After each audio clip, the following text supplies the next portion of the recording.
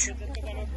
Урматтуу биздин президент Сооронбай агайыбыз, атабыз, мен Гүлзат Мамытбек Кыргыздын жана планетанын деми кайрылып жатам. Мен ушул жака Оренбург жерине келдим. Бузулук деген айылына келдим. Мына кыргыз мигранттар ушул жерде жеп жатканын угуп, үйлөп атканын угуп, мен чыдай албадым, мен келдим. Президент атабыз, сиз биздин элибиздин атасысыз. Ушунча бүгүн энелердин майрамы экен, энелердин атынан кайрылам. Мен өзүм 3 баланын энесимин. Кичинекей балдарым мына көчөдө калып кетти талада.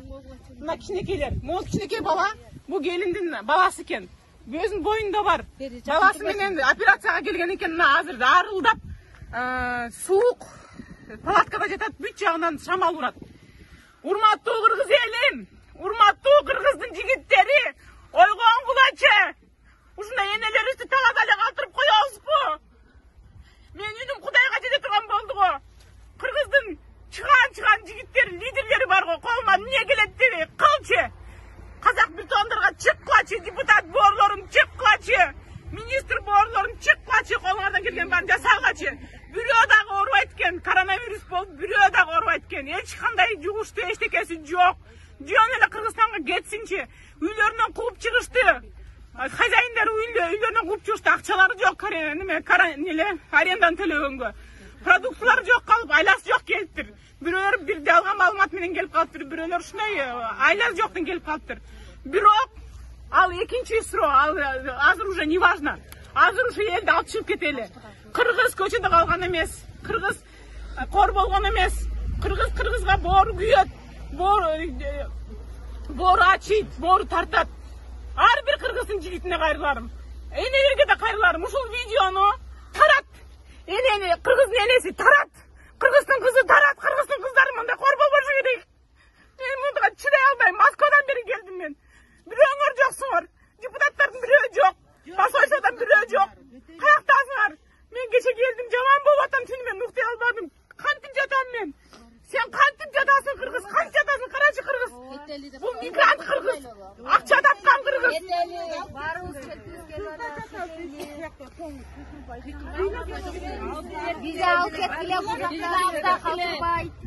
Камерадан кайрылгандан уялып атышат. Мага ошондой көнгөн эмес камерага. Бирок ар бир кыргыздын кызына кайрылуум. Кыргыздын кызысыңбы? Курманжан Даткасыңбы? Канекейсиңби? Ушул видеону таратканың. Ар бир кыргыздын жигитине, жүрөгүнө тийсин, намыз ойгонсун. Орустун элинде кыргыздын аялдары, кыргыздын балдары кор болуп жатат. Бул туура эмес, бул манастык эмес, манастын эли мындай эмес. Мен буга ишенем. Мен чын жүрөгүм менен кыргызга до конца ишенем. Кыргыздын жигиттери тургула. Же бассаңар да бияка келип кызды алып кеткиле. Бөтөн элде, бөтөн жерде кор кылбай. Мен тажабайм, мен буну менен токтобойм. Күндө тартам видеону, күндө. Мен бүткүл планетаны топтоп туруп ушул жерге алып келип коем. Эгер кыргыз ойгон болсо, кыргыздын кыздары тургула. Мен силерге ишенем. Ушул видеону тараткыла. Чоң рахмат. Уважаемый президент Российской Федерации Владимир Владимирович Путин. Меня зовут Гульзат Мамытбек, я вдохновитель планеты из Кыргызстана. Сейчас я обращаюсь к вам от безысходности. Мои братья-мигранты, вот эти все женщины, находятся в Оренбургской области, в селе Бузулук. Они просто вынуждены были сюда приехать, потому что их из-за карантина выгнали на улицы. Кто-то приехал сюда из-за ложной информации, но это не важно. Важно то, чтобы мы в женский день, в праздник матерей, хотим обратиться к президенту Российской Федерации с просьбой. Я вас очень прошу от имени женщин, вот этих стоящих, уже сколько суток лежите здесь? Уже 2 месяца, кто-то 2 месяца, кто-то 2 недели, кто-то еще сколько. На вот этой земле лежали. Благодаря губернатору Оренбургской области палатки нам сделали. Я не смогла сидеть в Москве, я сама сюда приехала, чтобы всю планету поднять, чтобы вся планета помогла моему кыргызу. Потому что мигранты делают Россию чище. Столько лет верой и правдой служили Российской Федерации. Сейчас мигрант, особенно матерь человеческая, нуждается в вашей поддержке. Нельзя, чтобы матерь человеческая лежала на этой земле, на голой земле под открытым небом. Но это просто нельзя допускать, понимаете? Уважаемые мужчины, русские души, русские, помогите нам добраться до нашего Кыргызстана, потому что мы заслуживаем больше всего. Я лично хочу остаться в Москве, но вот я хочу обратиться от этих женщин, от имени этих женщин. Да, мы правда, я правда говорю? Правда. 14 лет девочки хочет обратиться. Уважаемый президент Владимир Владимирович Путин, мне 14 лет, и я хочу обратно, так как тут холодно, ночью я могу простыть, и это страшно для меня в этом возрасте. Спасибо. Просто мои мигранты оказались в ловушке. В Россию приехали работать, а работу закрыли из-за карантина. Нету возможности платить за квартиру. Хозяева выгоняют, просто на улице оказывается. Сейчас очень нужна помощь. Мы вас просим, Владимир Владимирович, вы можете все, потому что вы Путин, вы понимаете это. Я надеюсь на ваше милосердие, надеюсь на вашу отзывчивость и надеюсь, что вы из этой ловушки вытащите наших женщин, наших матерей, которые в будущем будут еще человечеству служить и служить. Спасибо вам большое. Да, правда. Алтыным, берекем кыргызым деп Гүлзат Мамытбек кыргыздардын астына учуп конуп келип калды. Мен азыр Оренбургтун четиндеги Бузулук деген айылдамын. Мына кыргыз бир туугандарыма келип калдым. Аман эсен көздөрүн жылтыратып, аман эсен отурушуптур. Азыр баарын тең алып кетебиз. Англис тилин берейин деп чоңдуктөнүп келдим. Досторумду көтөрүп келдим. Азыр баарына тең сага өтөм, дем берем. Бакыт Тайкенге өткөн. Бакыт Тайке, эки сөз айтып коюңузчу. Эки сөз кайрылууңуз. Кайрылуу кыргыз элине. Ооба.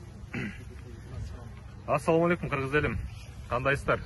Биз ушул жерде кыргыз жарандары Россия мамлекетинде иштеп жаткан.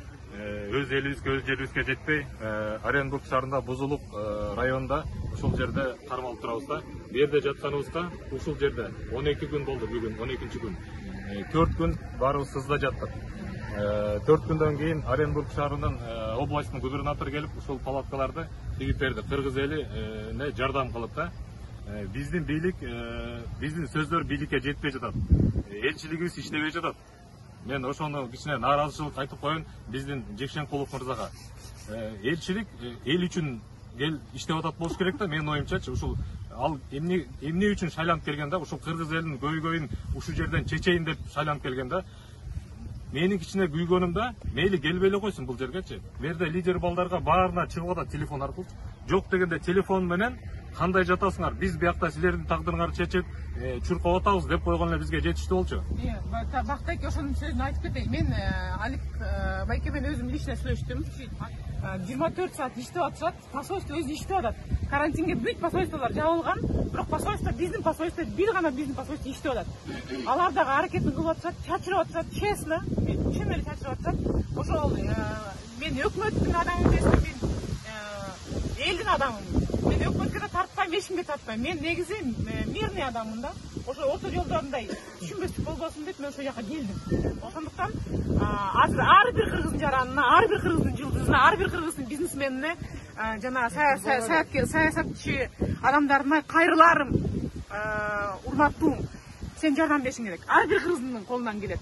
Мен колуман эмне келет эле дебе. Колуңан келет, сен кыргызсың, сен манасың. Сен кача сен бир звонок кылып койсоң дагы, бир дуаң жөнөтсөң дагы, бул да жардам болот. Отурган жериңде колуңан келген дуаңды жөнөт, колуңан келген жардамды жөнөт, мен колуман келген жардамды жөнөтүп атам. Ушул элди аман эсин алып чыгып кетели. Тем более Рамазандабыз, тем более Орозодобуз. Аман эсен ушу элим ушул 700 киши Кыргызстанга барбасын, башка кыргыздарга кайрылуум. Чыкпагыла бияка, чыкпагыла. Ар бир постпетлерди тосуп, милиция тосуп алат, аны кайта же камайт, же штраф кылат. Сиздерден суранабыз. Суранабыз, бияка чыкпай тургула, аман эсен ушул элди алып чыгып кетели. Кыргызстанда дагы кырда оор. Баары тең жакшы болот, Кудай буйруса.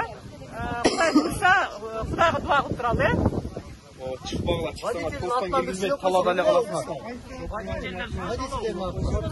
Сооронбай Шарипович, жана депутаттар, биз силерден суранабыз, Бузулукский районунда мына Оренбургской области жатабыз биз. 15 марттан бери жатабыз, азыр 16 май.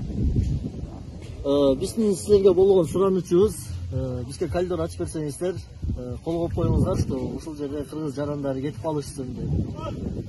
Биз өзүбүздүн машиналар менен кетебиз. Бул жерде калган элди батышынча алабыз. Батпаганына автобус коюп бериңиздер. Сураныч баарыбызды бир кылып алып чыгып кетиңиздер ушул жерден.